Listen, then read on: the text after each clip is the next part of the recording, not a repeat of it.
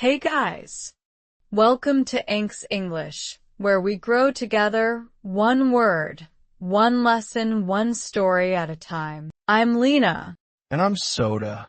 If you're looking for motivation, if you're on a journey to change your life, then guess what? You're already in the right place. Today, we're not just talking about learning English. We're talking about something bigger. How small steps can completely change your life. Lina, do you remember when I first started learning English? It felt like I was thrown into an ocean. Too many words, grammar everywhere. I had no idea where to begin. And honestly, it was overwhelming. Oh, I remember. I felt like everyone around me was learning faster than me, speaking better than me. I started to think, maybe I'm just not smart enough for this. I thought I wasn't the kind of person who could be good at languages. And do you remember the moment everything started to shift? Yes, it was when I stopped asking, how do I change my whole life? And instead, I asked, what is one small thing I can do today to become just a little better than I was yesterday? That moment hit me too. I still remember when I challenged myself to just learn 5 words a day, or to say one sentence in English each night, even if it was just, "How was your day?" while looking at myself in the mirror. It seemed small, almost silly, but day by day, it added up. It was like pouring single drops of water into an empty glass. And one day, I looked back and realized I had filled it completely. That's the part most people don't realize. We often think transformation comes from big, life-changing moments. But the truth is, it begins with the smallest step you don't quit on. But let's be real, change isn't easy. There are invisible walls that keep us stuck. Fear, doubt, that little voice in our head whispering, you'll never be good enough. Yeah, I used to be that person. I was scared of failing. I kept thinking, what if I try and still fail? So I waited for inspiration, waited for that perfect day to begin. But the truth is, that perfect day never comes. And motivation?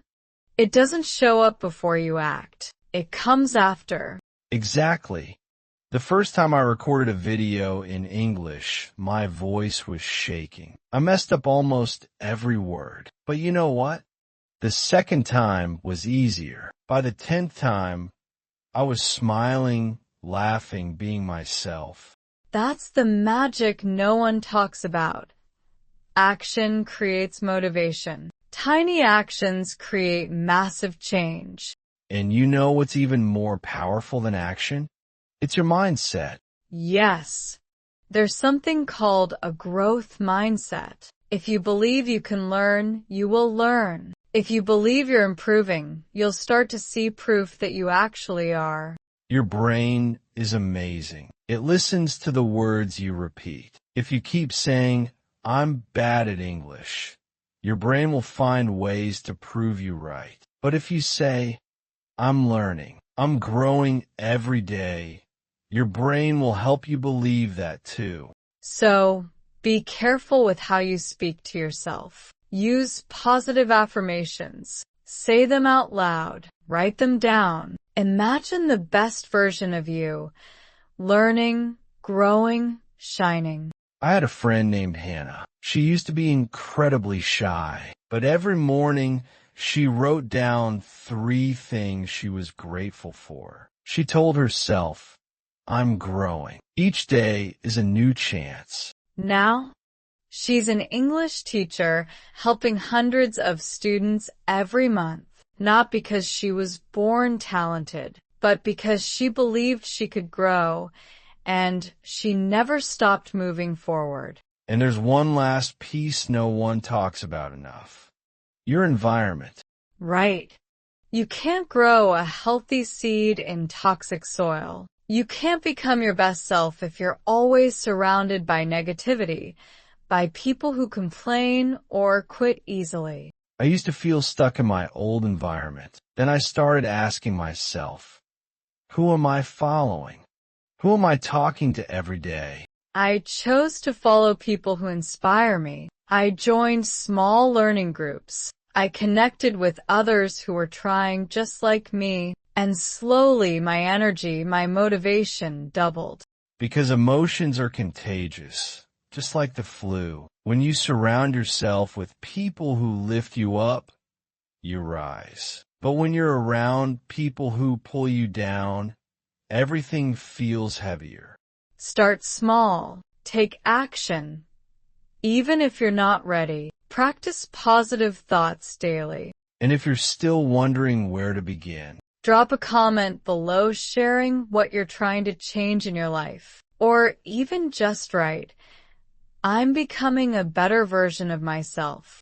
And when I started surrounding myself with better energy, everything changed. It wasn't just about English anymore. It was about becoming the kind of person I'd always dreamed of being. Same here. I stopped trying to force myself to study. Instead, I built an environment that made learning feel natural, almost effortless. A favorite playlist, a cozy corner, a group of friends who cheered me on. And suddenly, my mind stopped resisting.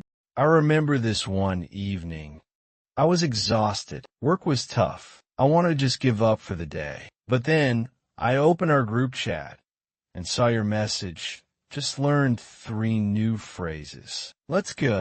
And I smiled. I picked up my notebook. You didn't push me. You pulled me forward with your energy. That's the beauty of a growth circle. You don't grow alone. You rise together. And I realized something big. Learning a language isn't just about vocabulary or grammar. It's emotional. It's deeply connected to how we see ourselves. If you feel small, your voice gets smaller. But when you believe you belong, your words start flowing. You know what helped me the most? Speaking before I felt ready, making mistakes out loud, and learning to laugh with myself, not at myself. Oh yes. Remember that time I said, I'm chicken instead of I'm chili? And the lady at the cafe just blinked at me like, okay then. Haha, yes. But that's how fluency is born. Not from perfection, but from permission. Permission to try, to mess up, to grow.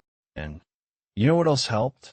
Writing letters to my future self. I'm proud of you for not giving up. You're becoming a confident speaker. I believe in you. It felt weird at first, but over time, I believed it.